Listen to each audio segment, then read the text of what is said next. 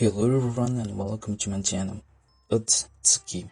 In this video, I will start a playlist, a series that I talked about in the previous video, right? So I had my full and complete, right, already closed pixel art tutorial for beginners and intermediate. There, I talked mainly about terms, concepts, techniques, alright? But I didn't explain deeply or specifically certain things, how to make certain things. And in the application of that on those terms that I cited, it was basically on rough sketches. I didn't pass the whole process of doing something and applying the techniques or the terms or the concepts I talked about in that series. And that's the main reason I wanted to go with this new playlist. But as I already said, I love pixel art and I didn't want to milk this content. My previous playlist, I basically made a video every single day, edited, posted, uploaded to the YouTube, alright, and I basically recorded long videos for it. And for this one, even though I will try to make more specific things, I will try to not make this like every single day and long as like those other more theoretical or pragmatic approach. Alright, this will be a little bit more of practice and less theory, but this first video is very important for certain things I wanted to make in this playlist. So please, if this is not very disturbing, please watch this whole video. Remember when I talked about specialization and generalist of anything? Well, I still support the idea of become a specialist, but open the doors and windows and have new experiences is always enriching. So I support you studying for certain level the other things as well. So focus in certain things and always experiment the other things. This is not different, right? But if we analyze the number of things we have in our universe, it's huge, right? So become a specialist, study deeply and practice the time required in order to master how to make these subjects. It basically surpasses our lifetime in here. So this approach, unless you are a specialist, for example, such as animals and wildlife specialist, and you are totally free to study every single species you bump into, or it is requested. We generalists are not capable to do it with every single subject we need to handle, alright? And maybe you go with the generalist way because you are not sure which path you're going with already, or you're not prepared to take this decision, and that's okay.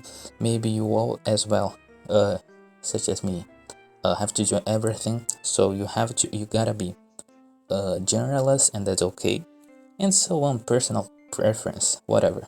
We do not have time to master every single thing. That's sad. That's sad, but we have to handle, we have to go around in some way, and this is the approach. So first we group subjects that kind of works in the same way. We simplify as much as we can and we group them.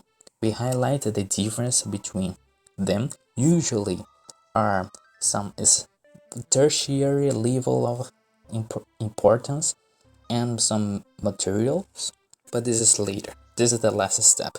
We master the basics. how everything works in a general level of things. And when we are requested, we specialize, we go deeper. Basically, this is the approach. For example, imagine we have horse, we have zebras, we have donkeys, we have mules, and so on. If you are an animal or and wildlife specialist, you would need to study every single one of them anatomically and practice as well.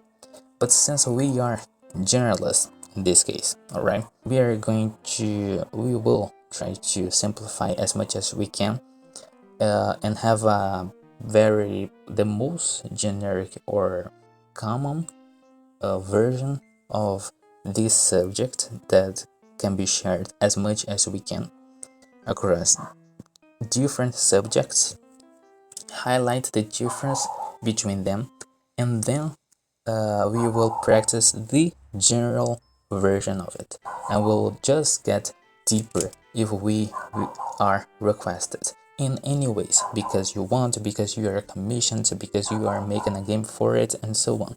So for example, when we think about felines, we have cats, we have cheetahs, we have lions, we have jaguar, we have panther, and so on. So each one of them are anatomically different from each other, even though they are felines. If you are an animal and a wildlife specialist, the difference needs to be very clear for you.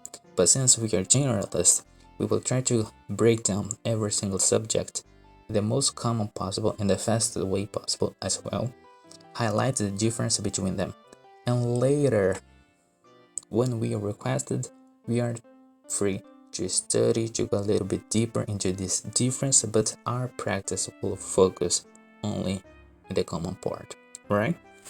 So here is what I use to simplify the subjects, alright, and as well the difference to later apply. This first video, in my opinion, is the most important video of this playlist, so that's why I wanted you to watch it from the start until the end, because with this very simple, alright, you could came up with a more specific difference characters, for example, that maybe is more accurate or better for you. I came up with this because for me, this is where I can get more general and as well specific, right? The form and shape. When you think of, in our case, a horse, you could break it down, for example, the head into either a box or a huge box with two smaller boxes, for example. The neck is a huge cylinder, but not a symmetrical cylinder, because one of the base will need to be a little bit bigger than the other, so maybe a cylinder, a cone that is sliced the edge off. We have the chest that can be a box, for example, it can be a huge cylinder, a squarey cylinder.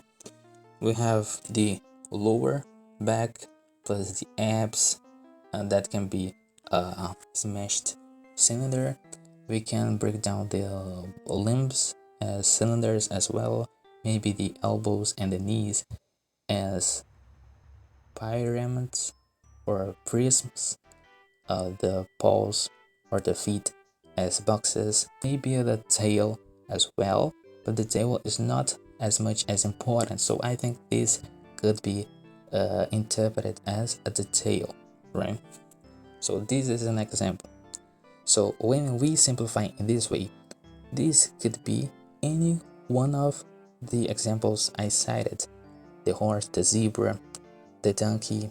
Alright, obviously the proportion might differ, but we could keep this very generic shape to study how they should move, for example, how they would stand, how they would react into anything. The deformation, the outer material. So when something is pressed receives any type of force, accidentally or not, of other body, alright, how they would react if we place, for example, a watering can, for example, over a sponge,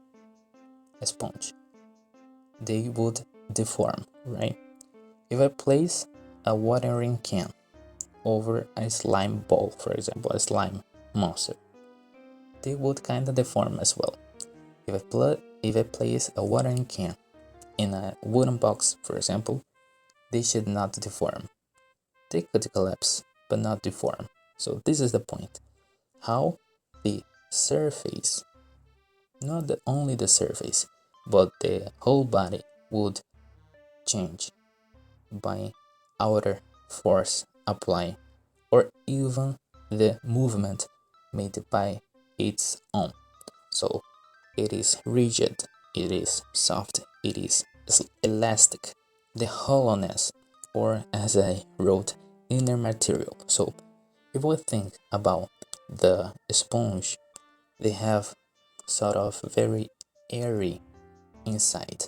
When we think about the slime, it's a goo, basically, right? It's a sticky thing that could be penetrable by something, for example, but they kind of would stop like water, but more dense. Let me put it this way.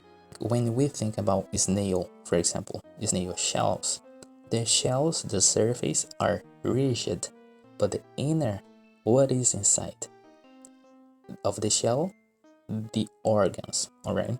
So everything that is inside of it is squishy, for example. We have the center of gravity. This kind of changes how something would stand, the weight, the symmetry between the shapes. Obviously, something is made out, could be uh, made out of more than one shape, as I cited, the horse, for example. So when I am talking about every single point of it, it is related to the form or the shape, but the shapes are in some way related to each other. We break down things as subjects in more than one shape or form, usually. So they are connected. So many traits could be shared across them, alright? The size, how big, how small is the form, the shape. The importance level 1 to 3, or primary, secondary, or tertiary, alright? When we think about human, when we try to simplify this, our chest could be just a box, but we can get more specific because of, for example, the ribs.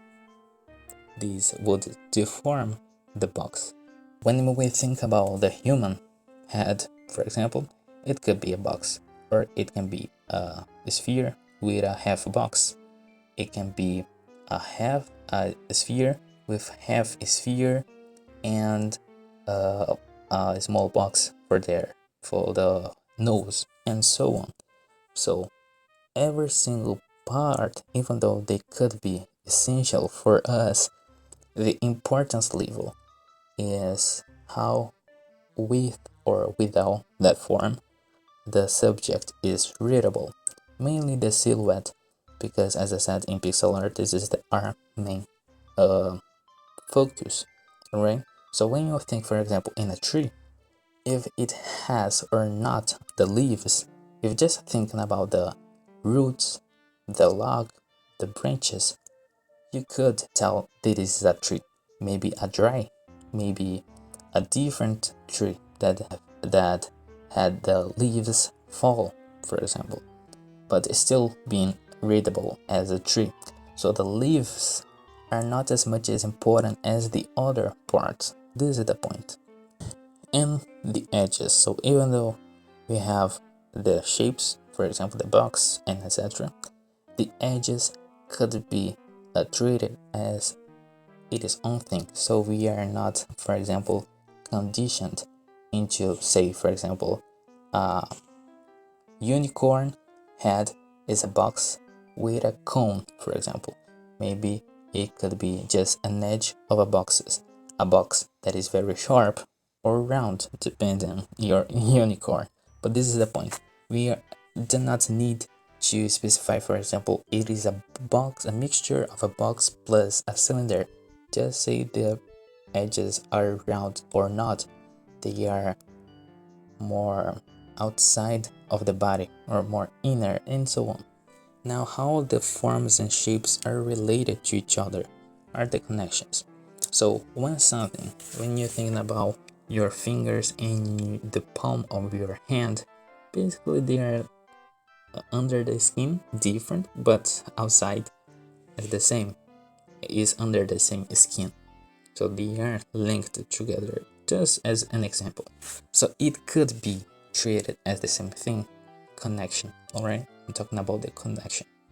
It could use joints. It could, so when you think of, for example, a horse walking, the thigh should move firstly, then the knee would bend, the lower part plus the paw should follow the movement of the knee, limited by it, for example. But in kind of this sequence, all right, pivot where something is fixed and the other thing kind of moves around this point, this pivot, the chain type of movement, that when something moves, the other things that is close propagate this movement in the same intensity or close to it. We have the orbit, where something is not necessarily connected to something, but it still follow the movement. So we can think, for example, not only of planets, but magical things, familiars, for example, auras, magic, and so on. When for example, human have a magic power, being, for example, floating around this human, and this human moves really fast, that magic would kind of, part of them would just stay because of the inertia, and the rest would follow the human. The familiar could kind of linked to this human, and when this human is punched and launched very away or far from that point, the familiar needs to follow this human, so it's kind of delayed. Let me put it this way. We have the grabbed fusions or glued, so you see they are not under the skin the same thing. It is clearly different things, so they could move differently. In the same way as pistons, that when something moves in a direction, actually the other things moves in the other direction, and so on. We have the movement related things, not only the connections, but it is very affected by it. So we have the momentum. So imagine a very strong fort. If I shot a cannonball in it, how this should behave? Deform or stay rigid? If I am running, for example, in the sand and I hit the wall very hard with my feet, the shock wave should travel along my body, deforming it or not, and so on. And the movement type. So how something should move? It is linear. It is more in an organic way, circular, orbitating, in a pendulum type of movement, and so on. And we have the material rendering. Remember, this is more specific for pixel art.